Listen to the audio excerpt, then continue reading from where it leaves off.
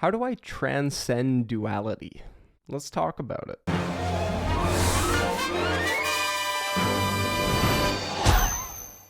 This is a pretty interesting topic, and this is a pretty big topic as well, because with the way life goes, we tend to live in a very dualistic state of consciousness, where everything that we experience tends to be defined by a very strong right and a very strong wrong. And with these rights and wrongs, we tend to take these beliefs that we hold internally and see them as absolute truths in the world around us. So eventually, when you have billions and billions of absolute truths all fighting one another, then you create disharmony. You create lots of separate opinions and lots of very polar opposite beliefs that people carry within themselves that then makes it not impossible, but very unlikely for them to create relationships and the necessary understanding in order to actually rise above their current set of beliefs. That's why it's very important to rise above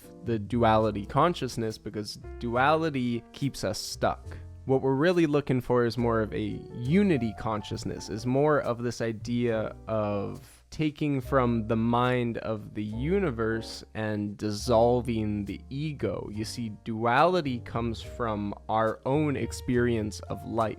When we're born, the ego takes on all of these ideas about how it sees the world and how to keep itself safe. It creates conclusions from experiences, from others' perspectives and opinions, and just generally from life itself. And eventually the ego becomes so molded by its set of beliefs that it becomes almost impenetrable. And when the ego becomes impenetrable, it can be a pretty hard life of suffering and other things. I guess that's slightly different. But you see, the importance here is rising above duality and finding our way into a unity consciousness. And you see, unity consciousness tends to base itself within a space of love. It tends to base itself within a space of unconditional love for everyone and everything. And in a sense, you begin to realize that duality is created from our own experiences and our own understanding. But before the ego comes into play, there's just this presence and this awareness. And this presence and awareness has no opinions, it has no beliefs, and it has no true sense of identity other than just being aware. In a sense, it's the I am presence. It might be something else. There's some ideas that I'm starting to learn about and discover. As I said in my other video, I'm constantly learning as well here. So this is an exploration for me too, but stepping into that space of love, stepping into that space of presence, and rising above your own beliefs actually puts you into a mind that is more open, that's more available, and just more loving, more caring to those around you. It's just a lot more peaceful of a way to live. And I guess what really sort of sparked growth in me was when I started to realize that the anger that I put out into the world didn't affect the people I was angry at. Not necessarily, at least. Oftentimes the anger that I put out was just coming right back at me and was just making me feel bad. So eventually I realized I'm just responsible for myself, and that's it. And I think that's also a very important part of the spiritual path, is that you start to realize that it's just about how you are responsible for yourself. Because that's the only person you truly can be responsible for. Yes, if you have kids, that's other things, that's a little more. But in terms of taking care of your emotional well-being, your mental well-being, your just general health, that is on you.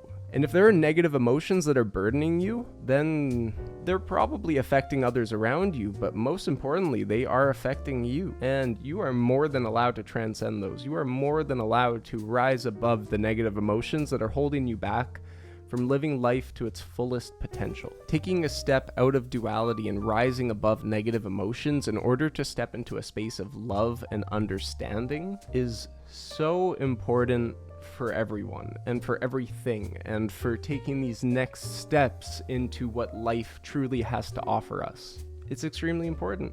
And there's a lot of resources out there. There's a lot to read from. I would actually say that this is sort of, if not it is the message that Jesus was preaching that kind of got turned into other things. Rising above duality, losing the death consciousness in order to embrace the Christ consciousness, in order to embrace the unity. I think Christ is just one term for it, but in a sense, you're letting go of your own egoic identity, still being who you are, but stepping more into a flow, stepping more into flowing with the river of life rather than constantly trying to push against it.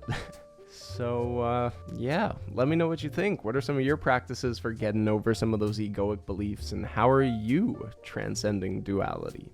Is that something you're doing? Is that something you're interested in learning more about? Is it just a crazy, scary topic for you that you never even thought that you could think about in the first place?